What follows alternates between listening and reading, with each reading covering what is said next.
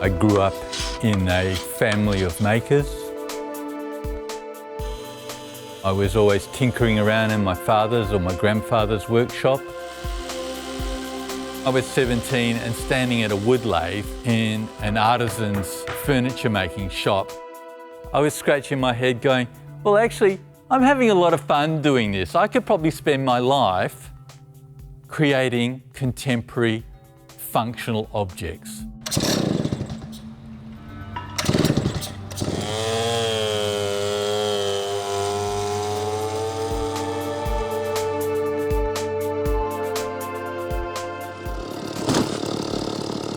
I think of myself as a designer maker, an artist.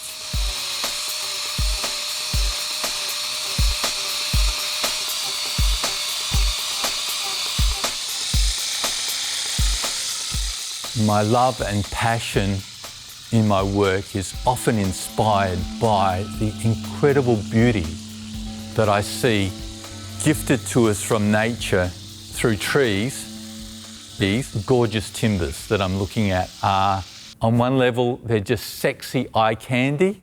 On another level, they're just intricate geometric patterns that we only scrape the surface of understanding their formation.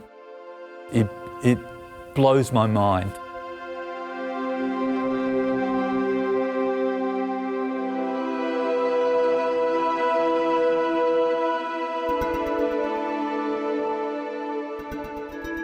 I've been studying art and style and design all my life. It's inspiring. For me, it's really inspiring.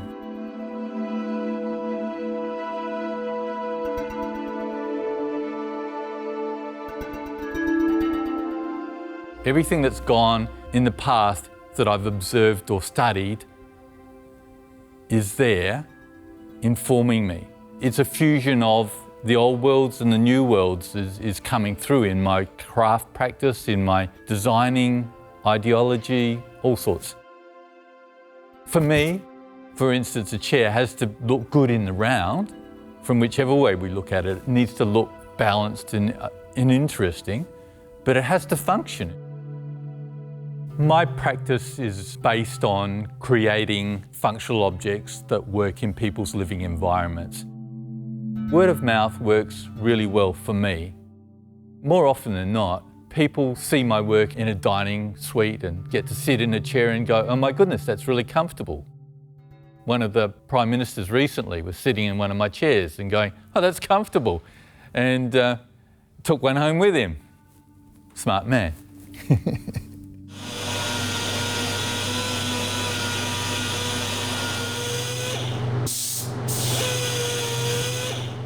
I do a lot of commission work, and when people come to me specifically, they've probably seen my work and have got an idea of what I'm capable of providing them with. But what I'm really interested in is hearing what they want, what they need, and what their expectations are. Because the world's full of stuff, and a lot of it's rubbish, and we've got a current culture of throwaway. And what I'm about is creating quality that's going to last, but it has to be not just visually beautiful or alluring, it has to be functional. So at the moment, I've got a really lovely commission for a couple to create a storage receptacle for 2 piles of prints that stand about yay high from the ground. And they're in folio boxes. They weigh about 16 kilograms each. There's about 35 of them, and they need to be accessible. These are a full edition of the prints from Banks's Florilegium. This is old Winfeld red gums that we milled a couple of years ago down in the Coonawarra. We might have had a glass of wine while we were there. And we had one tree that had a waney edge on it. The waney edge is the outside of a spiky red gum tree that we've managed to cut into veneers and join up in a fashion to create a frame, an unusual frame, but still it's in keeping with the red gum, the country. And within that frame, we've also generated a much finer resolved frame of ebony and a blonde background veneer, which I've water jet cut before I've epoxy and vacuum formed it onto the ply forms of the doors underneath. Then we've water jet cut these components, a bit like a jigsaw puzzle really. The design has gone through a number of different iterations, and I think we've got the good one now. Then there's the aesthetic side of it. It's just a big rectangular cabinet. How do we make it visually attractive? I think we've done that by thinking carefully about what we're housing there. It's pretty obvious. Banksias, Joseph Banks's Banksias. So what I've done is I've hand-drawn a whole lot of different, well, 8 different Banksias and converted them into inlaid marquetry in a traditional method. However, I've given it a nuance, which is possibly a bit my style, which is I've carved them in relief and coloured them to suit this creation. I really get a lot of individual commissions, but the real big jobs come often from corporates. The federal courtroom job, initially, I was just consulting on some artwork, veneer inlays.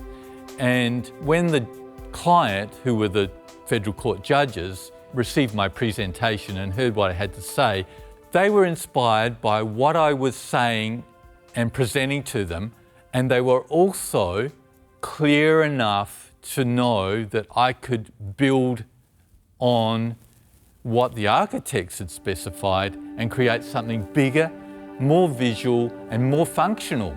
We sit here today as a full court of 9 judges to mark the occasion of the first hearing in the principal courtroom of the new Commonwealth Law Courts here in Adelaide.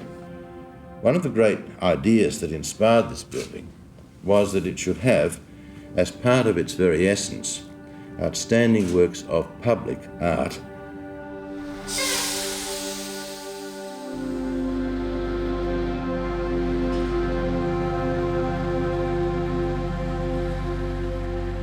I think this was a really interesting commission because for me it was play in a similar field that we work in usually, which is, well, I start in the forest milling ancient wind-felled trees. And so this particular client had a tree that had to be taken out of a redevelopment site, and the landscape architect saw it, got his hands on it and said, yes, we can convert this into park benches.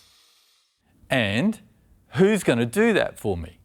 Well, I think that's where your network and your referral system really helps, because Guildhouse, for instance, was able to show photos and documentation of similar work that I'd done in the past in a large playground here in Adelaide, and started the conversation. And I think it looks good, it fits in, it's recycled these trees, and it's functional as a seat.